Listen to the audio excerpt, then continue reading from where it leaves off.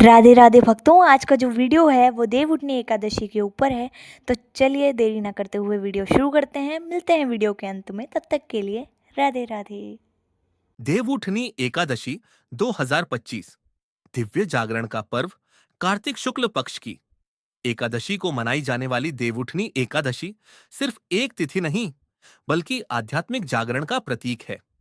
कहते हैं इस दिन स्वयं भगवान विष्णु 4 महीने की योग निद्रा से जागते हैं और उनके साथ ही समूचे ब्रह्मांड में नई ऊर्जा का संचार होता है। तिथि और शुभ मुहूर्त। इस वर्ष देवउठनी एकादशी 1 नवंबर 2025 शनिवार को पड़ेगी। एकादशी तिथि में सुबह लगभग 9:11 से प्रारंभ होकर अगले दिन 7:31 तक रहेगी। व्रत पारणा, व्रत खोलने का समय 2 नवंबर को दोपहर 1:11 से 3:23 के बीच रहेगा। धार्मिक महत्व। 4 महीने पहले आषाढ़ शुक्ल एकादशी को भगवान विष्णु के क्षीर सागर में शयन करते हैं। इन 4 महीनों को चातुर्मास कहा जाता है। यह समय तप, संयम और साधना का माना गया है। अब जब भगवान विष्णु इस दिन जागते हैं तो यह मानव सृष्टि के नए चक्र की शुरुआत होती है।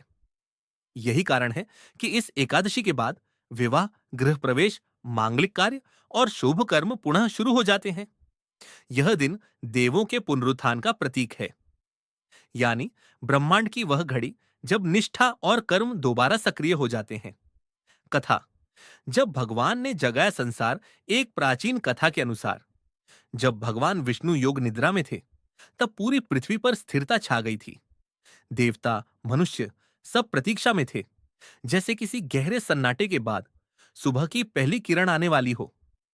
जैसे ही कार्तिक शुक्ल एकादशी का प्रभात हुआ, भगवान विष्णु ने आंखें खोली और उसी क्षण समस्त जगत में प्रकाश फैल गया। देवताओं ने उनका स्वागत शंख, चक्र, गदा, पद्म से किया। तुलसी माता ने उनके चरणों में प्रणाम किया और तभी से इस दिन तुलसी विवाह की परंपरा शुरू हुई, जहां तुलसी का विवाह शालिग्राम विष्णु रूप से किया जाता है। पूजन विधि। सुबह स्नान कर पीले वस्त्र धारण करें। भगवान विष्णु और तुलसी माता की आराधना करें। पीले फूल, तुलसी दल, पंचामृत, दीपक और प्रसाद अर्पित करें। दिन भर उपवास रखकर भगवान के नाम का जाप करें।